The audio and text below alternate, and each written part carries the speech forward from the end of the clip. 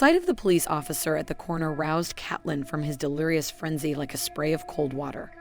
He stopped short. He gasped, almost expelling the cigarette from his mouth. The lifting red haze of anger and dismay left him sober and shivering and a little stunned.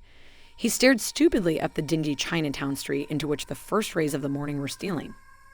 He had run many blocks, perhaps miles, to reach the heart of this dismal and unsavory quarter. But why? He could not say. Somnambulistic fumes clouded his mind. He could remember only plunging on madly and blindly without having noticed either his direction or the breaking of day overhead. It was as if some invisible power had guided his flight. Aroused now, Catlin found his situation inexpressibly terrifying. And after a glance at the slit trouser leg, where the recently shaved flesh showed a bald and chalky white, he shrank into the doorway under the sign of Long Way. To Caden's surprise, the latch yielded under his fumbling hand. Inside, he stood stock still, puffing hard at the cigarette and staring wanly about the shop. A melancholy light leaking through the small, dust-coated window quickly melted and died in the pervading murky gloom. But a faint and nebulous glow spread from an oriental screen stretched across the rear of the long, narrow, low room. The screen was of some translucent and gauzy stuff. It had the color of silver and shimmered with a rosy iridescence as minute ripples stirred the gossamer surface. Behind the screen, a single candle burned with a wan and discouraged flame. Its dim glimmer fell in crepuscular halftones upon a robed figure slumbering in a cane chair. That, too, was behind the gauzy curtain. Catlin wet his lips nervously. An uneasy sensation overpowered him. It was that he had been here before. But that, of course, could not be. His mind was playing tricks again. Then he smiled harshly. It was the odor he had recognized. There was in the shop a smell of dead incense, dry and musty and blended with the peculiar trail of opium. The musky taste in the air resembled that which he had often detected in his wife's room. She was a narcotic addict. It was only the odor. It could be nothing more. On tiptoe, without making a sound, he advanced into the shadows and inspected the squat showcases and counters ranged along the low walls. He saw tiny figurines of wood and jade, vases, and jars of porcelain, cabinets, sandals, and embroidered cloths. But there was nothing he could convert into money without much difficulty.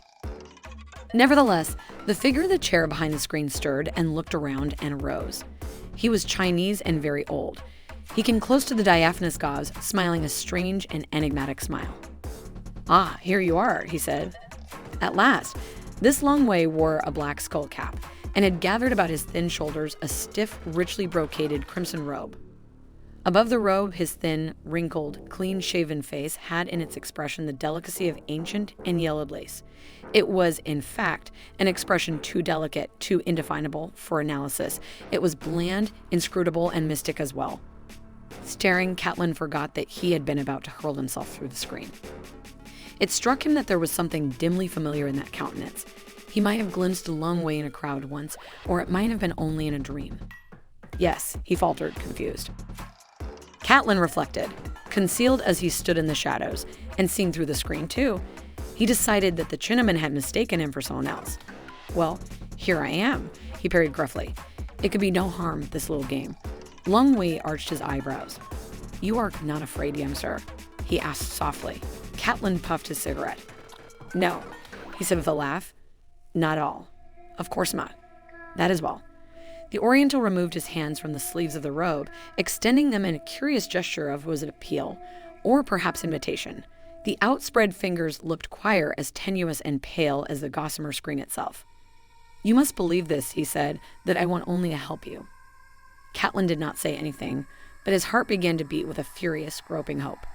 Decidedly, this became interesting. Long Way regarded him steadily through the shimmering curtain. "That is why I waited so long. I thought that I might be of some service to you." The delicate, unknowable smile played upon his worn and yellowed face. "Do you find that hard to understand? You're so very young. That was what impressed me at the first, your saw-blind youth. I wonder what you thought of me. Perhaps that I was so very old, eh? Or perhaps you did not think at all." The musing voice dripped away into placid silence. Catlin leaned watchfully against a showcase, filling his lungs with the cigarette smoke and letting it drift from his nostrils. He said nothing. There was nothing to say. "You do not understand, do you?" the Oriental murmured. Catlin watched the candle brighten, watched a ripple of ruby cross the screen. "No," he said at last.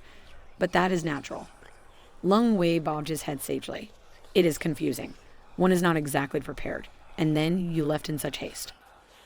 Cold perspiration cropped forth on Catlin's face at these soft, sibilant words. Some divining sixth sense warned him of an inexplicable peril. No, he exclaimed roughly. That is, you, both of us. Why, 18, it's all a mistake.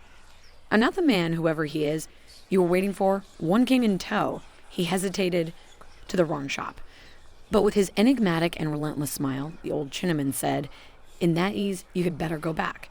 If you think I can help you when you have returned to the prison with a strangled CTA, Catlin started toward the screen. He raised his clenched fist.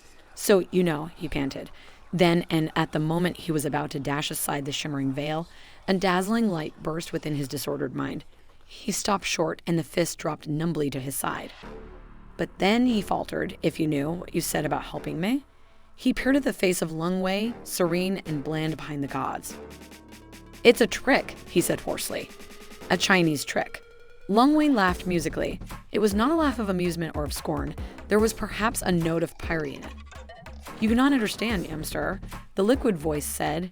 No, Catlin muttered. He felt strangely dizzy. That was the sheen of the candlelight flickering on the glistening gossamer. That and the smell of the dead incense crawling into his lungs and into his very blood. He began to walk to and fro in front of the curtain.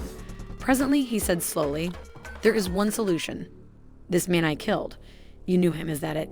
He might have been your enemy. Let us say he belonged to a rival Tom. That is why you offer me your help. He stared interrogatively at the veil. But the face of the Chinaman remained impassive, like a sheet of parchment wrinkled into indecipherable lines. Catlin made an apologetic gesture, an opening and falling of his hands. I do not expect you to commit yourself, he said hurriedly. It does not matter. The thing is, I must get away. I need money. Clothes. He looked despairingly at the slit trouser leg. I can't go far like this. It is not that, Lung Wei said. You'll have to tell me exactly what happened. Otherwise, I'm sorry. There would be nothing I could do. Catlin took a long pull at the cigarette. I know what you mean, he muttered. You are afraid. You needn't be. They can't trace me here. No one has seen me since I escaped. No one at all. 19, we are talking at cross purposes, Lung Wei said. If you will me exactly how it was, then, it may he, I can help. I am at your mercy, C. Atlin muttered. Well, I will try to remember is not very sick, Car. There are things I can recall perfectly, and other par one of it that are quite gone. Lung Wei made again that gesture of appeal, of sympathy. It might have been with his hands outspread. The lingers like pale smoke, the palm's dark shadows. It is for your good, young sir. Catlin shivered. The worst was when the priest put the oil, the peculiar oil, over my eyes. And on my fingers. That happened, you understand, in the cell. It was because I could not stand any more. I rolled a cigarette. And when I licked it, at the same time, onto my tongue the wad of cigarette papers. He looked through the screen into the Oriental's face. The pellet tasted bitter. In your country, you know about that. You may have saturated paper or a cloth with a drug. That is the way Blossom, my wife, smuggled this stuff to me. He stood silent, thinking, while watching the smoke drift upward from his lips into the dry, dead-scented air. I did not intend to kill that man, he said at last. He resumed his pacing in front of the screen. The police were continually after me, continually asking me who had been in the car. They even promised to commute the sentence to life imprisonment if I'd tell where I got the gun. That was why Blossom brought me the cigarette papers, so at the last I wouldn't lose my nerve and confess. Being doped, you see, I could go to the chair without any fear. I swallowed the wad, the whole pellet, all that she had brought me. I could feel it burning in my stomach. I wasn't used to that sort of thing, and for a while I was afraid it wouldn't take hold soon enough. The warden had come in. I tried to put him off, asking for a match to light the cigarette. He didn't have one. Perhaps he saw through me. I had been sitting on the edge of the bunk. I got up and went over to the washstand of the candles. Those candles, the priest we burning. Hope you like the video. Please subscribe to the channel as the second part is coming soon.